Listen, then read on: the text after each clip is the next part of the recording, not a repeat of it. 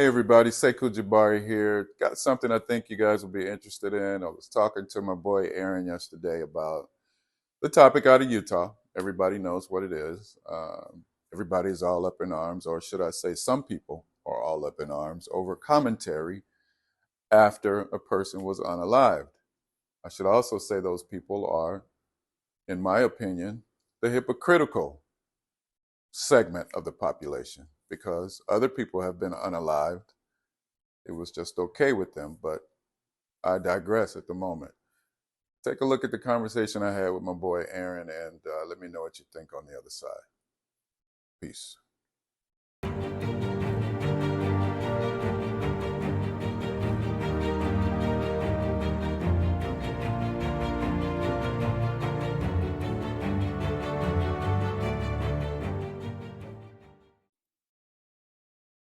Liar. I don't care how you feel personally.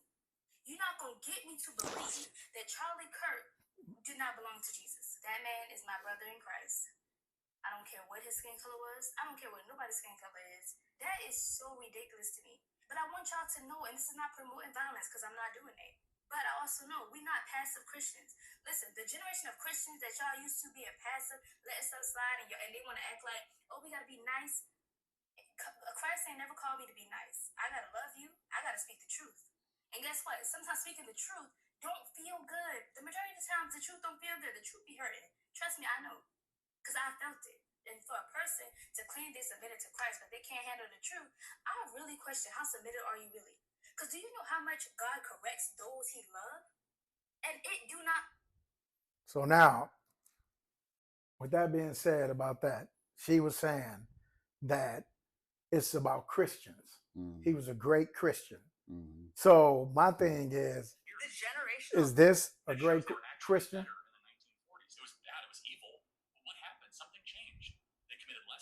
Maybe they were afraid. I mean, 4,000 black men, women, and children were killed in violent lynch mobs. Racial terror permeated American culture for hundreds of years. You don't think that affected the generational psyche of an entire group of people? I'm sure it did. I'm not discounting that. This shows they were actually better. Better how? Right. Like in slavery? Well, here's my thing. The first young lady said he was a great Christian. Yeah. So if you're a great Christian, you wouldn't have that rebuttal to another young lady you're talking to, saying, okay, yeah, okay, but right. They were better off during that time when she's telling you they're better off because they were in fear. They were being harmed. Right. If you whistled at a white woman, circa Emmett Till, look what happened in your neck of the woods, where your family is from, down in Mississippi. So if you're a good Christian, you would speak out against all ills of society. Yeah. But see, for me, you have to go to in whose lens are you looking at being a good Christian? And if you're looking through their lens, that's being a good Christian. Right. Because it's their interpretation. Now, I'm going to go back to that whole Christian thing, period. I was listening to another little reel that this guy was saying that Jesus didn't practice Christianity. Christianity wasn't even a thing then. That's true. Right. That's true. So you got to start there, and then you bring it all the way to now, to where, look, white folks gave us this religion. They stripped us of everything, including language and all of that. Then they gave us this religion called Christianity, where I don't know how many books in the Bible has been taken out anyway. Exactly. A lot. And what was left in there, what they wanted us to believe was that it was God's plan that we were slaves back then, or that we were less than. So the whole Christianity thing, man, and I've said this to you before, I'm taking a deeper dive. Yeah, most definitely. Most definitely. Now with the guy, what happened to him out in Utah, he has said a lot of vile, racist, division or stuff that divides. I don't know for how long. So he made his money on that. Right. This guy, again, white people, especially conservatives, will say that he's a good Christian. Right. Right. We will say, people on the other side will say that he is not. Right. That's the whole problem with this religion thing. Right. Man. But also, I think if you're not even looking at it from a religion point of view, let's just look at it from a human point of view. Yeah. If you're looking at it from a human point of view, you still wouldn't say those things. If you're looking at it from a human point of view, right. To say that during the Jim Crow era, where people were allowed to be lynched, they were better off. Right.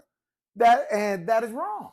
Right. If you're looking at it from a human standpoint. Yeah, from a human standpoint. And so he's been credited as saying Martin Luther King was a bad person. Right, exactly. And all of that. I mean, when we have pictures of Emmett Till and those people getting off.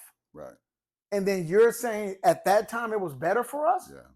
I mean, that's the wrong kind of ideology to have. And then you double down on it by putting it into a Christian perspective. Right. Which is doubly wrong. Right. So my thing is that to sit up here and say that black people were better off doing segregation. All right, and then sit up here and say that democratic policies have been the reason for the welfare state, for black males not being in the homes. Well, then once again, as you always say, then let's get to the root of the problem. That wasn't the first time. Now, today is not the first time black males have been out of the home. Right. Black families were split up during slavery. During slavery, yeah.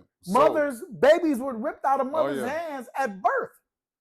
So if you don't think that's in the blood and that has something to do with what's going on, our community, we have a lot of things to answer for. Right. But you cannot say that there are things put in place to trip you up.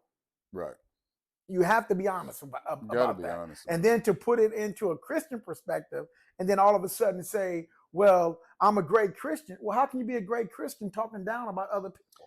When your God said you're supposed to, the least among us, right? You're supposed to take care of. Exactly. I mean, in all the speeches that Martin Luther King did, he never said that white people are inherently evil. Right.